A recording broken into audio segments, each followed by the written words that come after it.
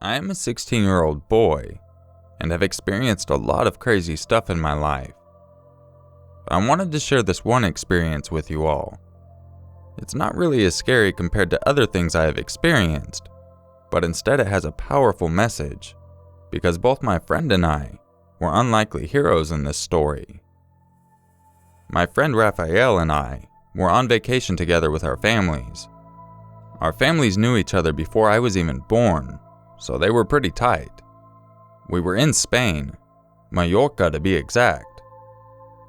So one night, Raphael and I were really bored, so we decided to go for a walk. It wasn't a good idea, because we didn't even know the area, and it was about 1 a.m. We decided to wear bandanas, just so we could scare people outside, because that's what bored teenagers do. Well, at least us. We were close to a supermarket, which was already closed, and we saw a woman in her late 20s leaving the store and locking the doors. I assumed she worked there. We walked towards her, and her face went pale and she started backing away from us, saying something in Spanish. I said, "English? German?" hoping she would start speaking in a language we could at least understand. She said, "Please, no. I have kids. You can have my money, please." I told her that we were not trying to do anything to her, but instead we were just walking around like this dressed for fun, and she didn't need to worry about anything happening to her. After that, she simply walked away without saying anything, probably thinking I was lying and would rob her, rape her, or even kill her. What we did next was stupid, but if we hadn't done it, she would have probably been raped or killed. Not by us. We just followed her. For no reason, really. We just felt like it.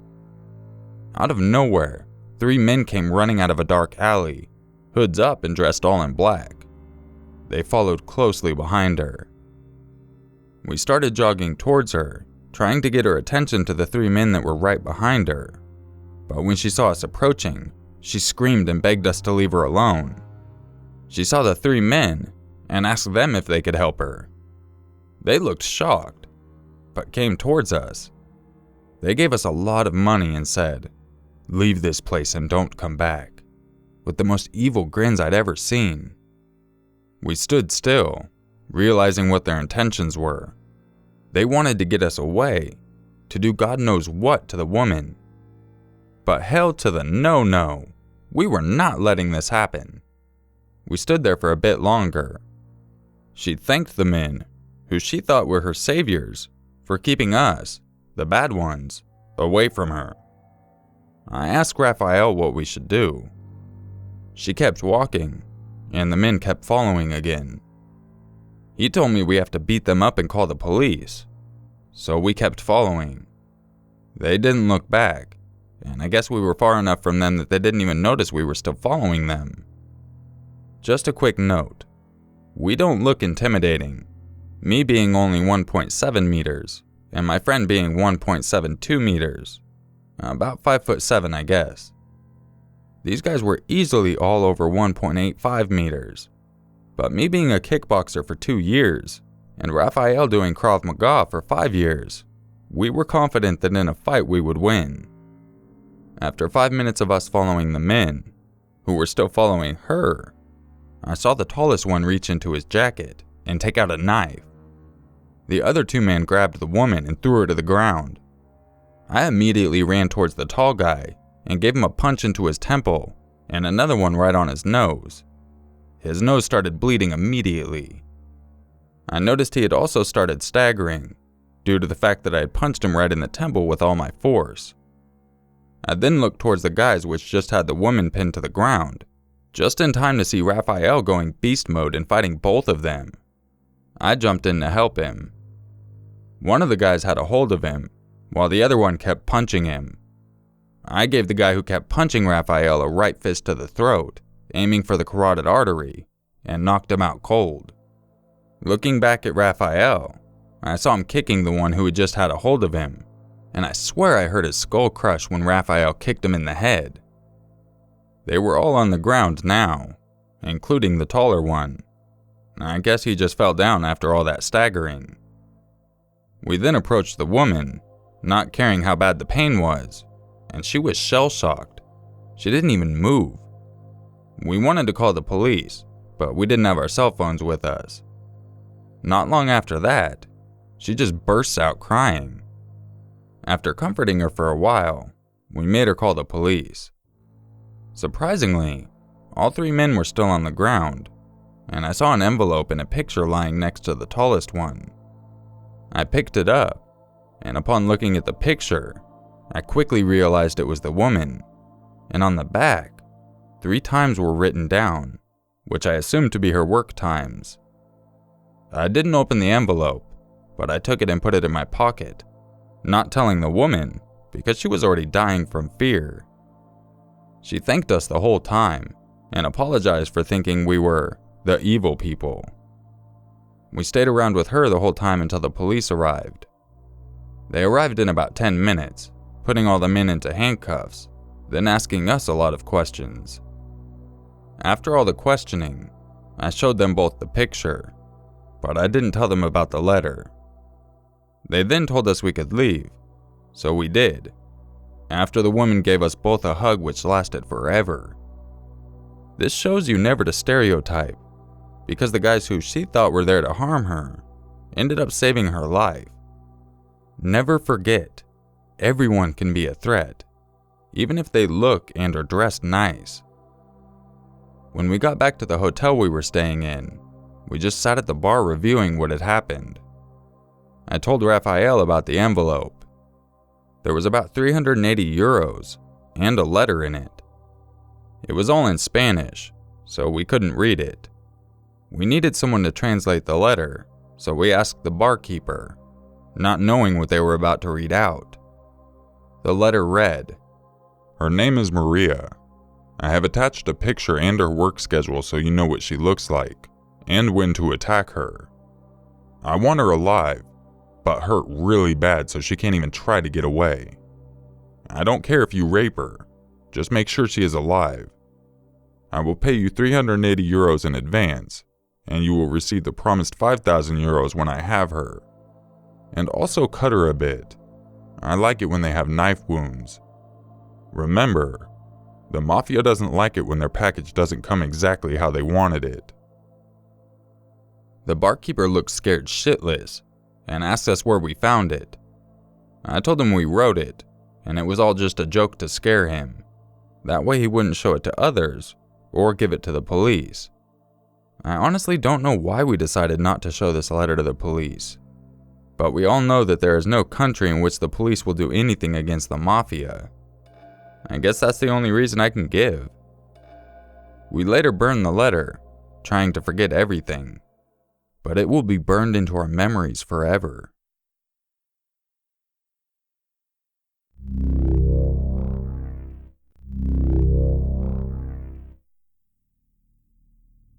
My brother and I had shared birthday parties. He was born 2 years and 1 day after me, and every year we'd have to share the most exciting day of a child's life.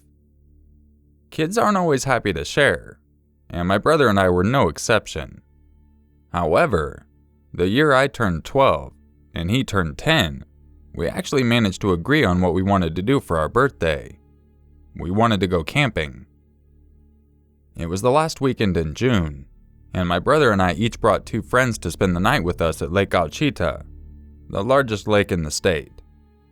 Anyone who lives in Arkansas knows how many options there are for camping, and since my grandma frequented this particular lake, we figured we'd give it a shot. We found a nice camping spot in an area called Crystal Springs, and were assigned to campsite 60. As we drove down the gravel road, I noticed how empty it was. It worried me at first. Considering it was almost 4th of July weekend, there were usually more people set up on the lake. I shook it off when we pulled into the spot, and all 6 of us kids and my parents piled out of the car to look around. The lake's edge wasn't far from where my parents began setting up the tents. Across the water, I could see people, with lights strewn from tree to tree, sitting outside their RVs and camping trailers. It was obvious they'd been there a while. I began to relax a little, knowing that we wouldn't be too removed from civilization, and as it grew dark, we started a fire and everyone roasted marshmallows and hot dogs. After we'd eaten, my friends stated that they had to pee. My mother said, "The lake's right over there." In the South, it's pretty normal for people to use the lake as their own personal toilet. Remember that the next time you go swimming. My friends headed off into the darkness with a flashlight, and I waited a minute before following them, intending to scare them. I didn't have a light, so I just followed theirs and found them standing by the water. They stood there talking, and I tried to make out what they were saying. I was paranoid and insecure as a child, and wondering if they were talking about me. As I listened, I heard movement in the woods behind me.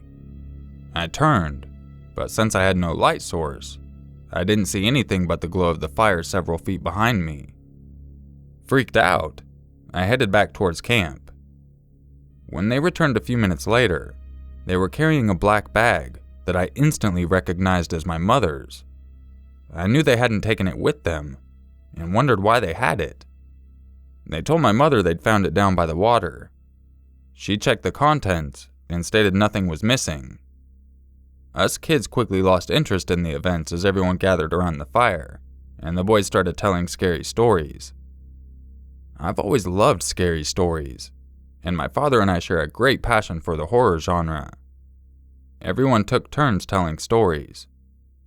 After the third story, my father came over and said, "You guys want to hear a real scary story?" I kind of laughed internally, as I knew how creative he was and could spin a story into something realistic and believable. To my surprise and shock, the story he told, I knew was not made up. He said he'd been standing by the tents when he noticed the car's internal lights were on. As he approached, he saw the passenger side door was slightly open. He saw no one, but I immediately started freaking out as I pieced the events of the night together in my head. The noises in the woods, the bag mysteriously appearing by the lake. Something was very wrong. The closest campers were across the lake, and we'd seen no sign that anyone else had shown up after we'd arrived at the campsite. I started panicking, in turn, scaring all the other kids into panicking. My parents then decided we needed to get out of there, so we all quickly gathered up everything and started packing up to leave. I was terrified. However, my friends didn't seem as spooked as I was. They'd grown up in pretty rough households, and I'd been raised in a very strict, very clean-cut environment, so I'd never experienced anything like this before. Packed and ready to go, we pulled out of the empty camping area and started back towards home. I looked out the window and noticed lights from a car behind us. "Someone's following us," I said, and my parents glanced back, but said nothing. They probably didn't want to scare me any more than I already was. They followed for quite some time, before the white truck finally pulled off after we'd hit the asphalt. I sighed a breath of relief. My parents found out later, from my grandmother, why it was so empty in the area. Apparently, it had been victim to several robberies. We assumed that the reason the bag was by the lake, but nothing was taken, was because my friends had already shown up and scared the person off. We never went back to Crystal Springs, and never camped in a seemingly empty area again. It just goes to show you that when you're out in the woods at night, safety is always in numbers.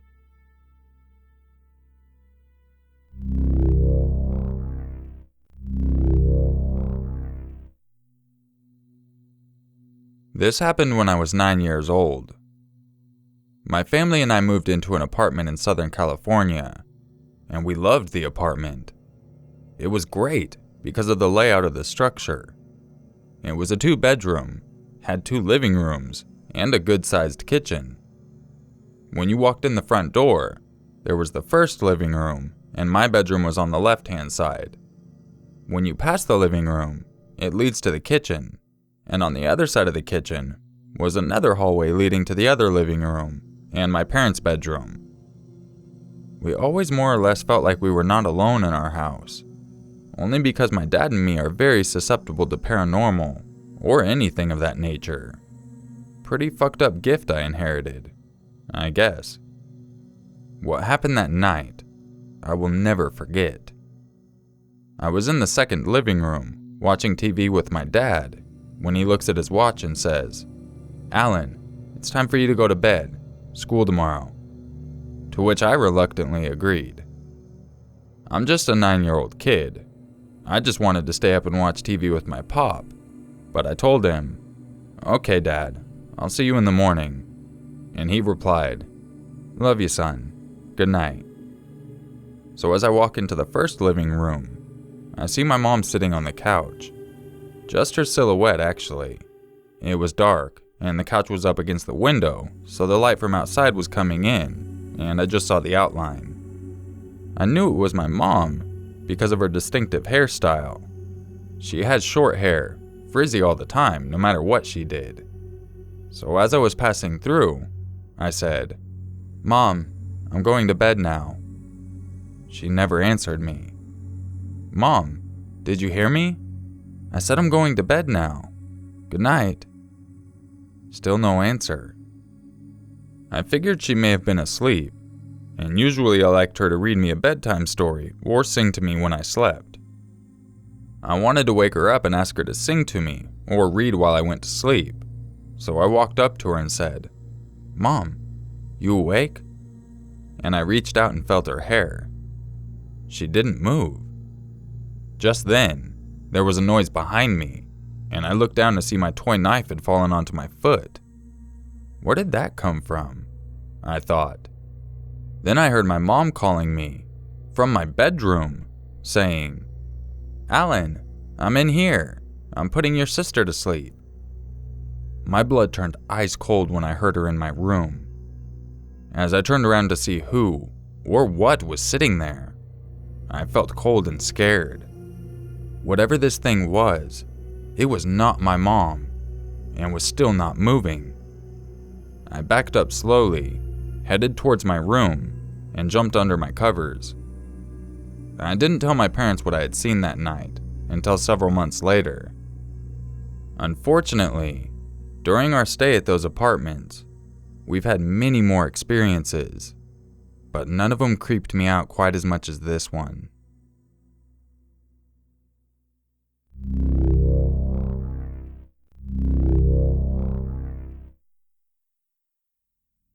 The next two stories were submitted by the same person.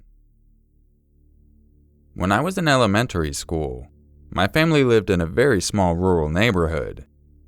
It was one of those towns that you drive through, but not to. My neighbors were all relatively nice, except for my next door neighbor. He was a man in his late 50s, with a little dog, and a heavy drinking problem.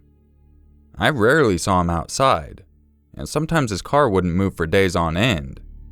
There were even a few times when my mom thought about calling the police to check on him. Even though he was a drunkard, for the first year or so he didn't bother us. That was, until he started letting his dog shit in our front yard.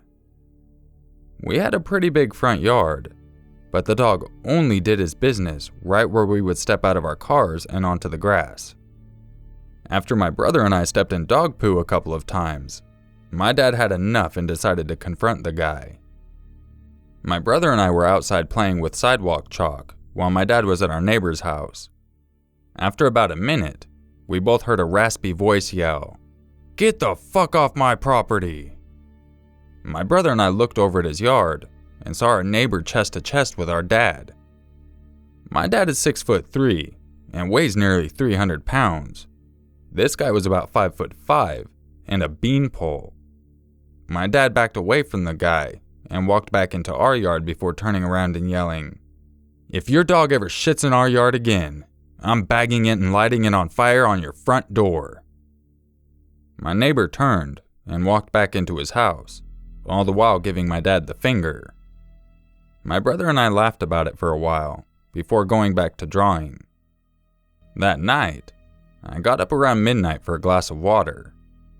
Before I went back to bed, I saw my new puppy was pawing at the front door. Not wanting to be responsible for her peeing on the carpet, I opened the door and walked out with her. I couldn't see anything, so I flipped on my porch light and nearly shat myself. Standing in our driveway was that crazy neighbor. He was barefoot, wearing filthy overalls, and holding a hatchet. He was staring right at me, not breaking eye contact. Then his eyes shifted to our dog, who was trying to sniff out a nice little place to piss. He began to power walk towards her with an angry expression on his face. Realizing what was going on in my mind, and not wanting my dog to get hurt, I let out the loudest and highest pitched scream I could muster.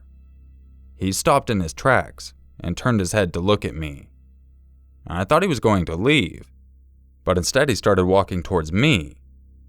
He only made it halfway before my dad had run up behind me carrying his gun. When my dad saw our neighbor with a hatchet walking towards me, he completely filled with rage. He pushed me back and turned to my mom, who had just run from the hallway, and said, "Call the cops, because I'm about to kill this fucker." My mom did call the cops, but my dad did not kill him.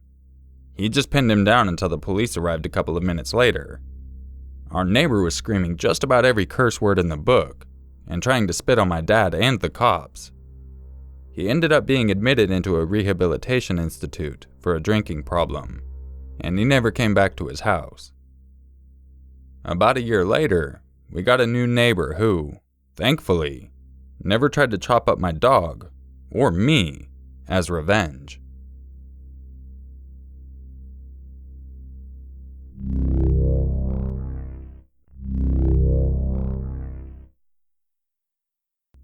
I'm a 16-year-old female who lives out in a ranch in the middle of nowhere, in a county with more cows than people. I always thought I was safe where I lived, but last summer I was proven wrong. It was the second week of July, and my parents decided to go gambling at some fancy casino a couple of hours away. They would be gone for 2 days, and said I could invite a friend over. I invited over my best friend, Jacob, for 2 days of junk food, video games, and binge-watching anime. He said yes, and by the time he got to my house, I was all settled down with pizza and my laptop. About an hour into One Piece and chill, someone knocked on the front door. I thought it was a little weird that someone was out in the middle of nowhere, knocking on doors at 8 p.m., but I figured it was probably a very devoted Jehovah's Witness. I walked over to the door, and, as per usual, I looked through the peephole before opening. What I saw scared the shit out of me. A tall man dressed head to toe in black was standing right in front of the door. I stepped away from the door and walked quickly back into the living room where Jacob was. When he saw the look on my face, he turned white as a sheet. "Who's at the door?" I couldn't hear him at first, but after swallowing my heart back down into my chest, I was able to say, "Not anyone good." There was another knock at the front door, this one louder and more persistent. This guy had to know we were in there, as we had the kitchen light on, which is in plain view of the window next to the door. Jacob and I then listened in horror, as the knocking turned into heavy thuds against the door. He was trying to break in. Jacob picked up his phone and dialed 911, while I let my dog in. My dog is a very friendly border collie, who has no problem ripping an intruder's leg off. My dog immediately knew something was wrong, and walked over to the front door and stared at it. Jacob and I ran into my parents' room and slid under the bed. Jacob got the operator on the phone, and the operator assured us that 2 policemen were on the way, but it could take a couple of minutes since I lived quite a ways out of town. After a minute or so passed, I heard my front door slam open, followed immediately by my dog's angry barking and a man's voice saying, "Oh, fuck!" My dog's barking seemed to get farther away for a while, before stopping completely. I was worried something terrible had happened to her, but I didn't dare move. A couple more minutes passed, and I heard the sound of sirens. Jacob and I inched out from under the bed, and we were happily greeted by my dog, and 2 police officers. We gave them our statement, and they said they'd keep a lookout for the guy in the surrounding wilderness. It only took them about 15 minutes to find the creep, hidden inside a group of cedar trees not far from the house, which is where I'm assuming my dog chased him to. He was young, only a couple years older than me. He had his entire life ahead of him, but he decided breaking into a house and doing who knows what was worth the risk. Now he's in a jail cell, 2 hours away from where I live. All I can say is, I'm very thankful to have such a great dog and a quick-thinking best friend. A side note, if you were wondering, yes, the puppy from the first story and the dog in the second one are the same dog.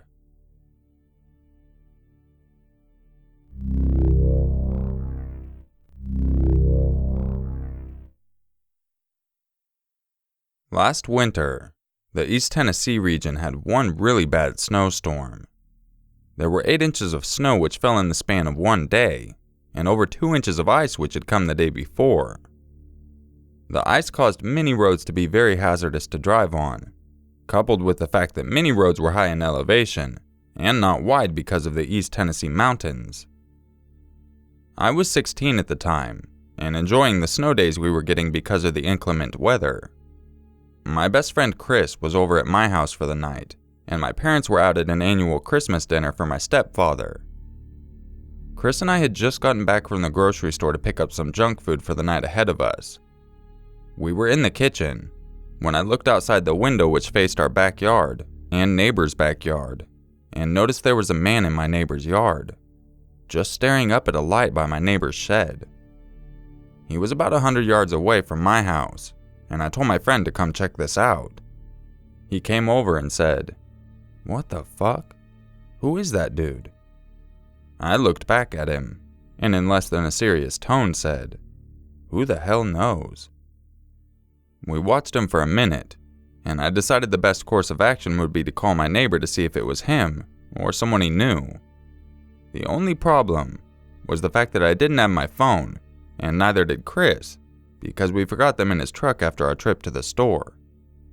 I put on my snow boots and was about to go get them, but as I was walking out the door, I was suddenly jerked back inside, only to see Chris pointing out the kitchen window. We were not prepared for what we saw next. The man was wearing a mask, which was featureless, except for 2 large black dots, which must have been for eyes. He now appeared to be staring straight at us. I slammed the door shut and locked it. We only had a doorknob lock, no deadbolt. We started freaking out and wondering what we were going to do. It was about 10 p.m. at this time, and my parents weren't due back until at least 2 a.m. In our panic, we failed to pay attention to the masked guy outside, and when we got the courage to look back out the window, he was gone. For the time being, we were fine and laughing about how badly we freaked out. I was just about to go grab our phones again when I saw all the blood rush out of Chris's face. I had my back against the door, which was half wood and half glass. I asked him what was the matter, and he just sprinted to my bedroom. When I turned around, I saw the masked man, not but 6 inches away from me on the other side of the door. He was tapping on the glass with a knife. I noped the holy fuck out of the kitchen and ran to get my stepdad's gun, which was on the other end of the house. I got the gun, but still didn't have enough courage to go back into the kitchen. Chris, apparently, had gone to my bedroom to grab a knife, and I slowly crept to the room to meet him. We finally got the balls to check the door in the kitchen, but he was gone. The only thing we saw was a note on the door saying, "Begin again." We were seriously freaking out upon seeing this. This is rare for us, considering Chris was 6'2", 245 pounds and a linebacker, and I was 6 foot, 200 pounds and also a linebacker. We were in the kitchen contemplating what to do, when out of nowhere we hear the doorbell ring. There are 2 doors into our house, one in the living room and one in the kitchen. and then the sound of strange childlike laughter. We silently moved into the living room and looked outside, but once again, saw no one. However, we did see a bunch of shoe prints in the freshly fallen snow, and noticed that they were different sizes. Chris and I looked at each other, and immediately knew we were in serious trouble. He asked me if it could have been a prank or anything of that nature, and I whispered, "I sure hope so," while trembling. 2.5 hours had passed since we first saw the man, and no activity had occurred since the doorbell at around 11:30. We had begun to relax, until headlights blasted through the living room window. We peered out, and saw the masked man walking up to a large truck, in which 3 men wearing identical masks came out and greeted him, but the driver remained inside. They began to walk to my backyard, and I heard the gate unlatch. As soon as the gate latched closed, the truck slowly crept away. We still didn't have our phones due to the fact that we had no confirmation that the masked man had left earlier. 30 more minutes passed, and we had no clue where the 4 men went, until we heard scraping all along the outside of the house. The kind of noise you make when you scrape your nails on a wooden door. This occurred for another 30 minutes, and by this time it was 1:30. We only had 30 minutes before my parents were due to be home. The scraping of the house stopped, and we heard a large crash, which we assumed was the trash can on the other end of the house. We stayed put in the living room behind the couch, not moving a muscle, until we saw the silhouette of 3 men right outside my window. Where was the 4th man? Then, the scariest moment of my life occurred. One of the men whispered, in a voice that can only be replicated in scary movies, "We can see you." When he said that, I jumped up in a fit of rage and adrenaline and yelled, "Get the hell out of here!" and pointed the gun at the window. The masked men cocked their head and stayed there, just looking at me with their blank masks. Our luck finally showed up in the form of my parents pulling into the driveway. The 3 men ran off into the woods behind my neighbor's house, and Chris and I ran out to tell my parents what happened. My parents called the police, and 2 officers were sent out to investigate what had occurred. We had no proof of what happened except for the note. The footprints had been erased by the snowfall by the time they showed up. My parents and the officers blamed it on pranks, but they decided they better keep an officer here overnight to make sure everything stays calm. Chris and I were furious that no one would believe us. About that time, I remembered I had a GoPro camera in my car filming the snowfall in time-lapse. The camera snapped a photo every 10 minutes, and it was pointed directly at the front of my house. I grabbed it and began to show my parents the pictures, and what we saw next still scares us to this day. In the background of one of the pictures, you could barely make out the man staring at the neighbor's light.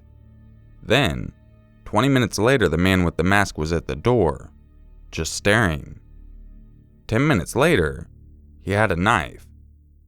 He backed away from the door, and for the next 60 minutes, literally stood staring at the driveway where my car was. The camera captured all the activities we witnessed, and one thing we did not. At the time we heard the trash can being knocked over. The picture showed the trash can perfectly fine, but the next 10-minute picture showed a figure standing in the hallway from the kitchen to the living room. Chris and I had not moved for a half hour while we were behind that couch.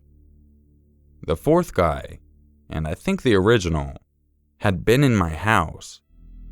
The crash we had heard must have been him jumping in through the bathroom window, which we never locked. The next picture, he was no longer there, and the 3 others had come up to the window. We had been looking at the pictures with my parents for about 10 minutes, when out of nowhere, we hear glass break in the bathroom. All 4 of us walked to the bathroom and slowly opened the door. On the mirror was the mask the man wore, with the words, "We will return," written by it. The window was broken, and we saw footsteps in the snow leading to the forest. We told the officer, who was just outside in his car, and he asked for his supervising officer to come out. The officer then told us that there was a cult about 30 years ago who lived in a house less than 3 miles from our house. They wore the same masks and would frequently abduct teenage boys and girls and rape them and light them on fire. All were arrested and put in prison for life, and the only thing they said at their trial was, "We are everywhere." The police took our statements, the mask and the photos for evidence, and kept a patrol car posted at our house for the rest of the night. Since then, we have moved to a different part of the city, and we never did see those masked men again.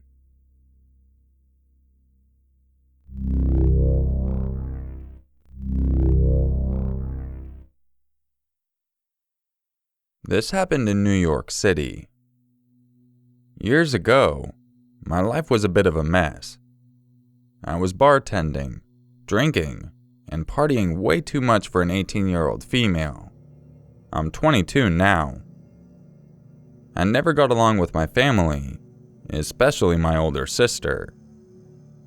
One day, I was walking home and a guy chased me down calling my name. I tried to walk away fast, but he said, "Wait, I know your sister," which caught my attention. I asked him, "What do you want?" with attitude.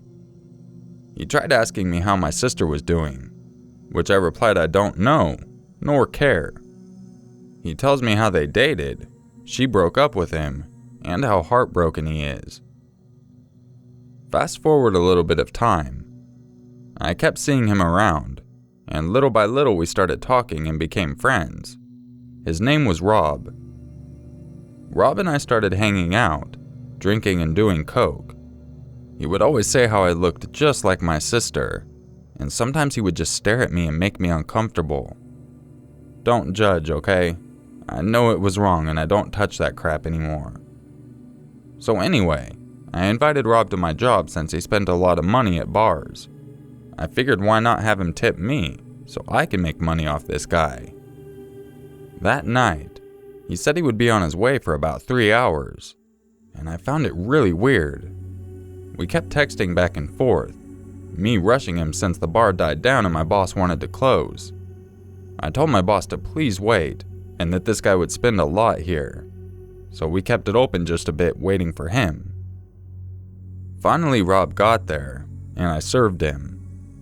A slim man with light skin walked in shortly after him, the kind of guy that just looked shady. He sat down and ordered a drink as well. They acted like they didn't know each other. My boss, who was an ex-cop, and I both got a weird vibe, and we quickly ended the night trying to get them out. The odd guy apparently didn't have any money to pay for his beer, so Rob offered to pay for him. As we were settling the bill, my boss was closing in the back. He comes out to the front and says, "There's a fucking guy trying to break into the back." He quickly took out his phone and called his cop buddies. After the call, he tells the guys he's an ex-cop and not to worry. Rob and the weird guy get spooked and took off, even though we urged them to stay in case there was a psycho out there. So here's where things get weird. Rob calls me and tells me he'll drive me home, and I should come out already. The cops hadn't arrived yet. I tell my boss to walk me out, and that my friend will drive me. I apologize for the weird night, and he waited until I got in the car before he went back in. The following all happened in seconds. I asked my friend while we're in the car what the fuck that was all about.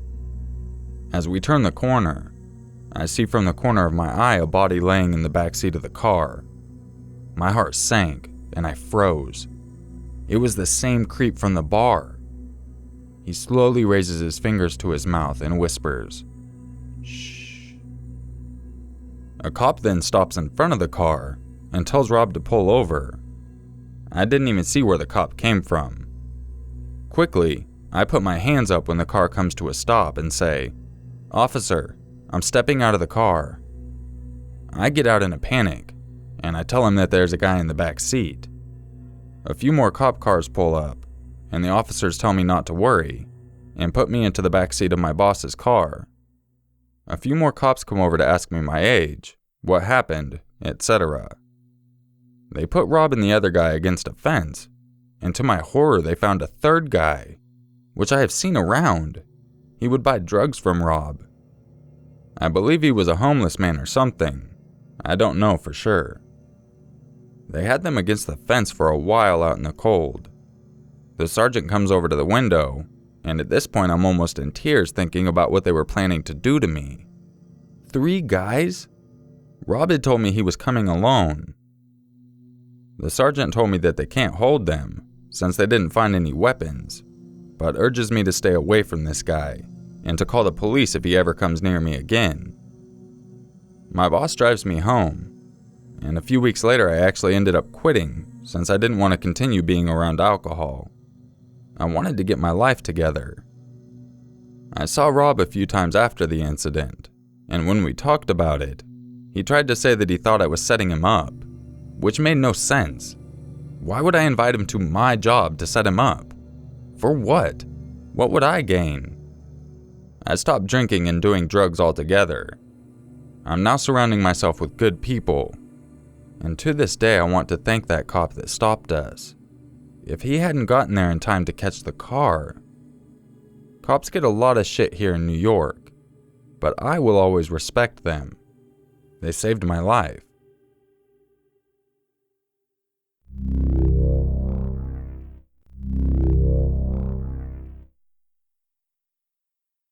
This story takes place when my aunt was 13 years old.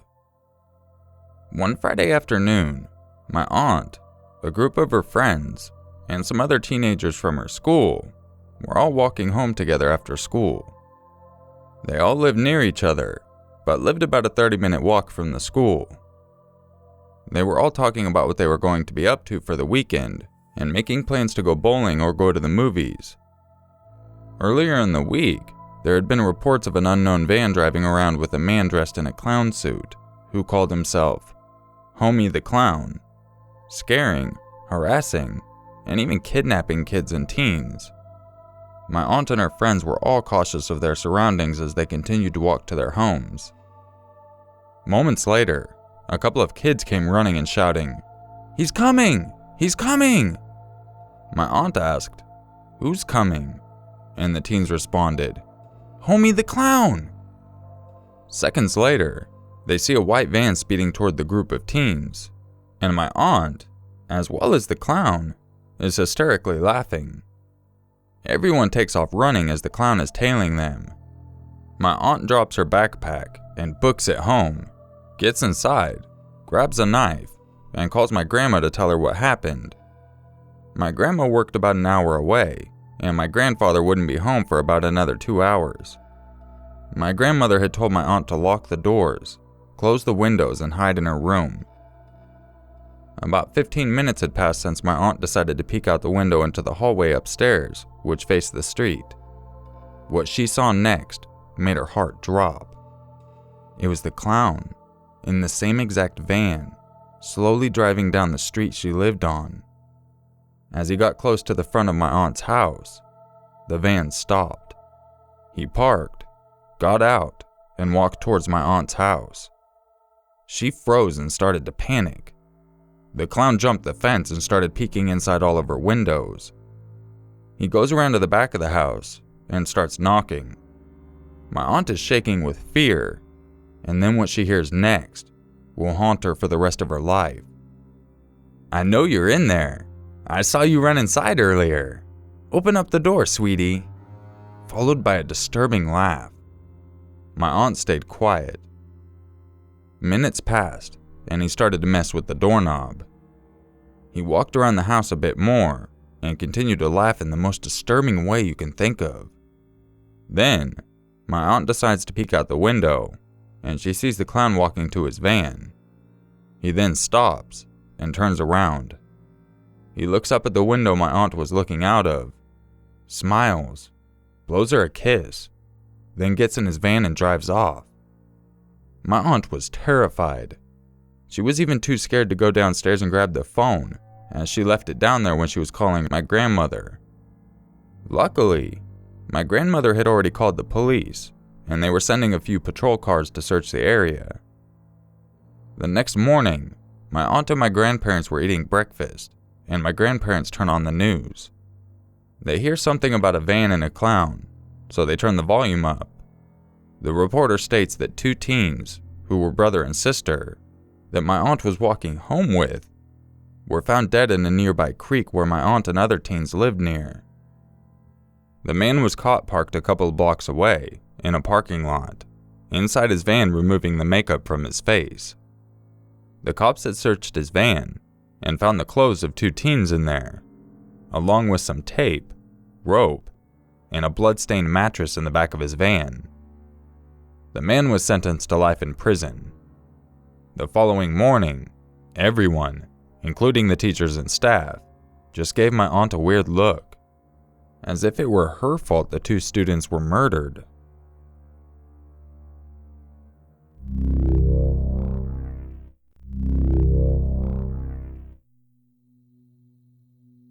I live in a small town in Pennsylvania.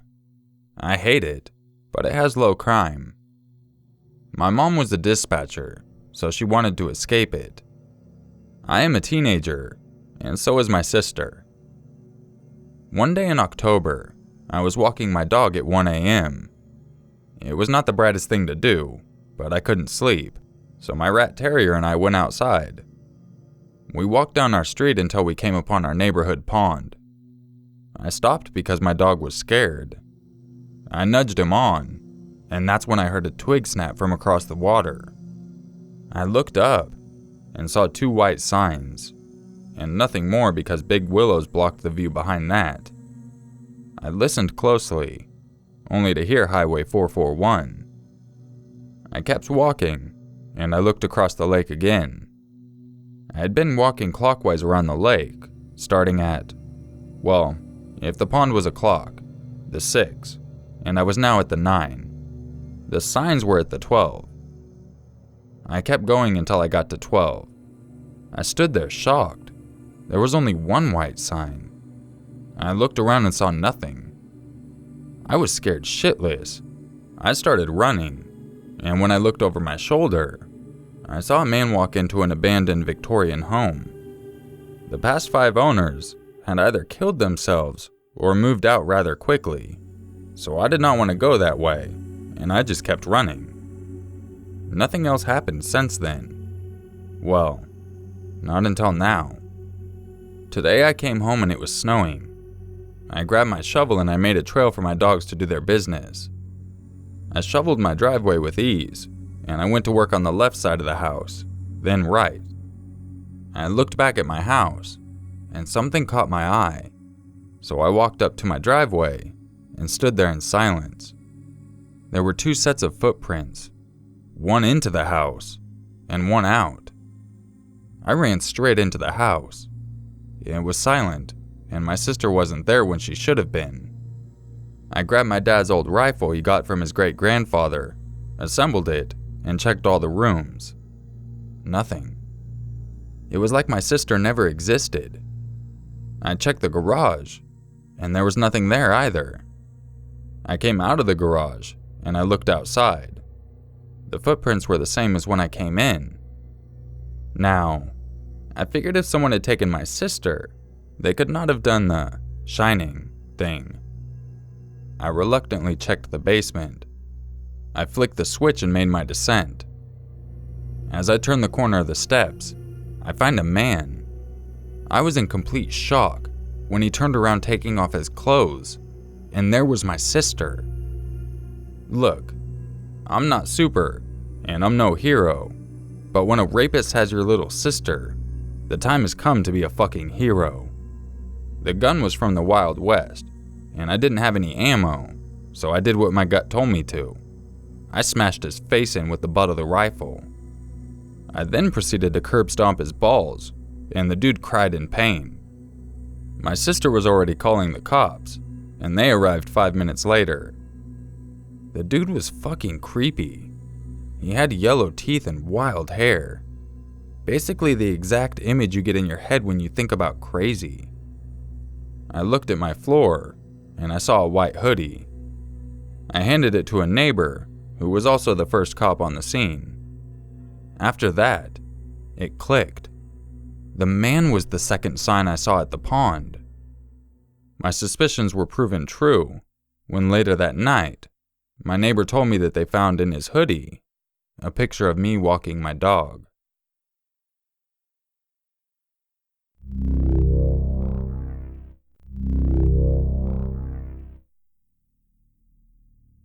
I am a petite blonde female, and I was 23 at the time this event took place. In 2004, I was on a trip to California after visiting some family in Florida, and I was on the Greyhound. I was supposed to take the train, but the train lines and car bridge to LA were out because of Hurricane Ivan, so I had to detour north on the Greyhound.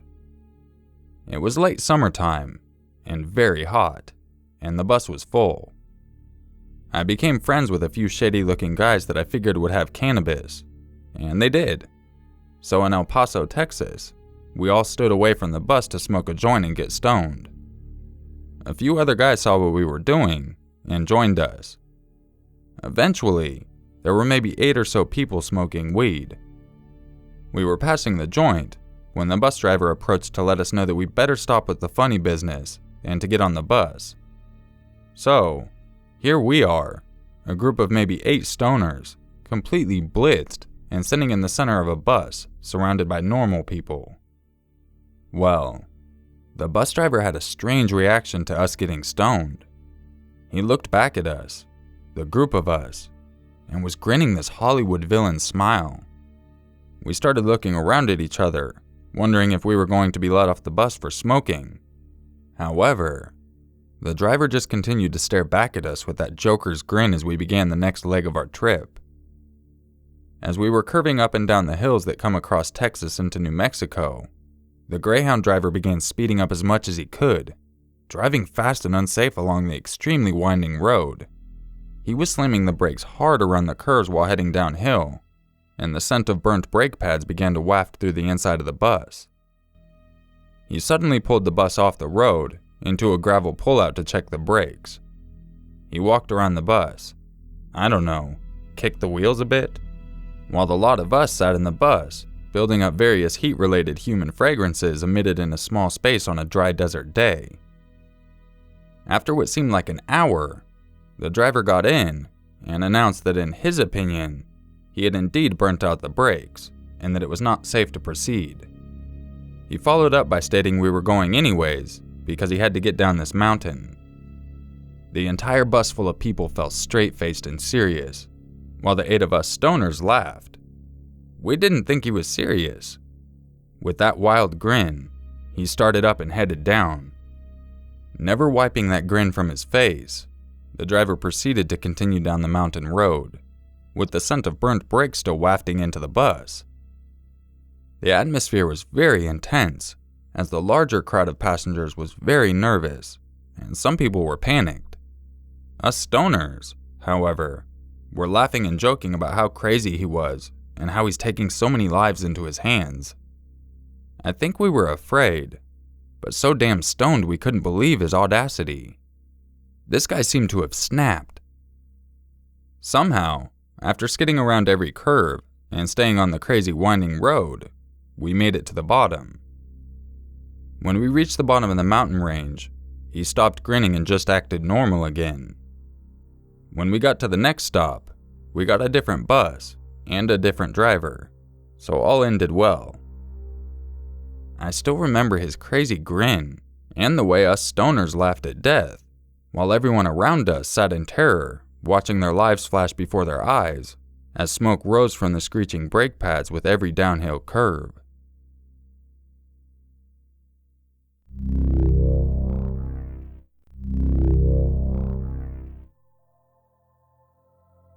This is a story that was told to me by my friend Jill. Jill and her husband lived out in the countryside in central Illinois and were going through some rough times. He had a job cleaning out an old drugstore in a historical town. A small town, rich with history. When he was in the attic, he came across an old painting, the one you are seeing now. Well, John brought the painting home and decided, in his infinite wisdom, to hang the painting in the bathroom. The children, ranging in ages from 3 to 13, mysteriously didn't like to go into the bathroom after he hung it up. This is where it gets weird, creepy, and all out scary. For a couple of days prior to him leaving, as I said before, they were going through some rough times, and she eventually kicked him out. They were fighting like cats and dogs, but never in front of the kids. Jill started feeling like something, or someone was watching her go to the bathroom, and the feelings of depression and negativity permeated the house. On the night of the incident, Jill kicked John out of the house and decided to get rid of that horrible painting in the bathroom. Yet, try as she might, she couldn't get it off the wall. She found out later that John had wrapped the hanging wire around some drywall screws and screwed it into the wall. Jill told me she tried everything to get it off the wall, got pissed, and called John for him to come and get it out of her house in the morning.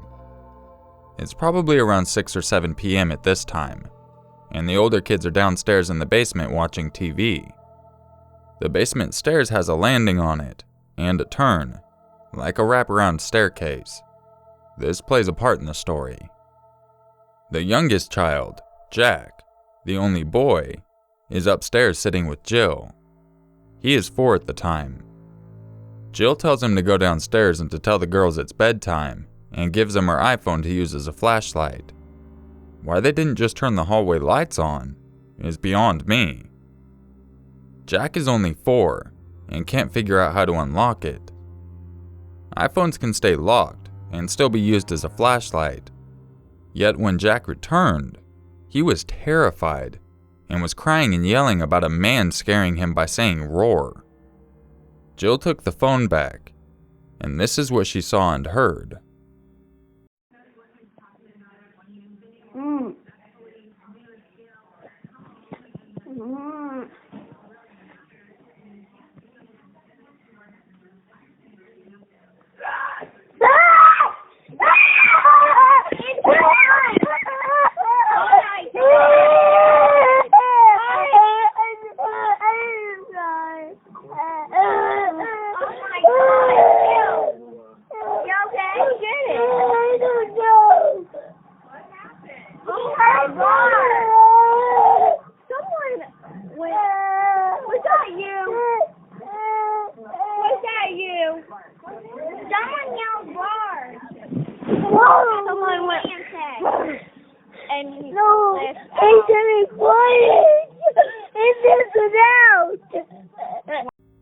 So after seeing this video, and hearing Jack's story, Jill decides to sleep in her room with all the kids piled in the bed and the door locked. The next morning, Jill gets out of the bed carefully, as to not wake the children, and goes into the living room. The lights were all on in there, and in the kitchen and the hallway. She is freaked out, and heads over to make sure the door is locked, then heads back over to the living room. She stops dead in her tracks. Sitting in the love seat is the fucking painting. She grabs it and runs to the door, throwing it open as fast as she can. At this point, I have to stop her and telling me this story. I think it must just be John messing with her. He is, after all, an asshole. But no, she states he doesn't have a key to the house. When she threw the painting, it landed and rolled upside down and the back ripped a little. She goes over to look at it, and there are some old letters poking out from the rip. What did they say? What are they? My excitement at this point in the story is overwhelming. She tells me that she left, didn't touch it, and called John to pick it up as it lay in the yard, which he came and did. I never did find out what was in those letters. John was staying with his cousin Sam when creepy things started happening at his house. Sam, in true redneck fashion, burnt the painting in a burn barrel. I guess one of Jill's friends sent the video to some ghost hunters and found out that the voice on the video wasn't human. Supposedly, no human voice can achieve the decibels that were recorded.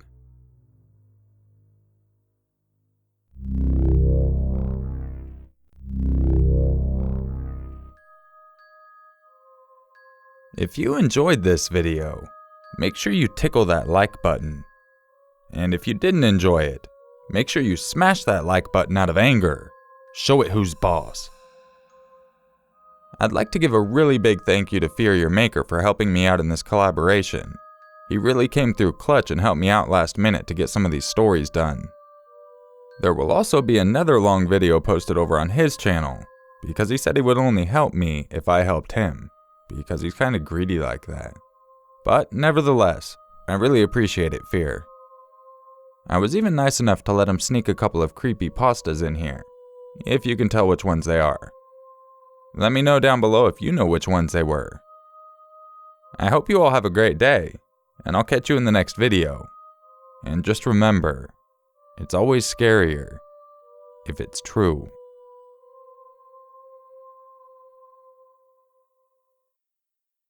And my brother and I each brought 2 friends with us to spend the night at Lake... What? And my brother and I each brought 2 friends with us to spend the weekend at Lake Chawataba, with the most evil greens I'd ever seen. The man was caught now I gotta sneeze. And Raphael doing Krav Maga. I know you're in there. I saw you run inside earlier. Open up the door, sweetie. Oh my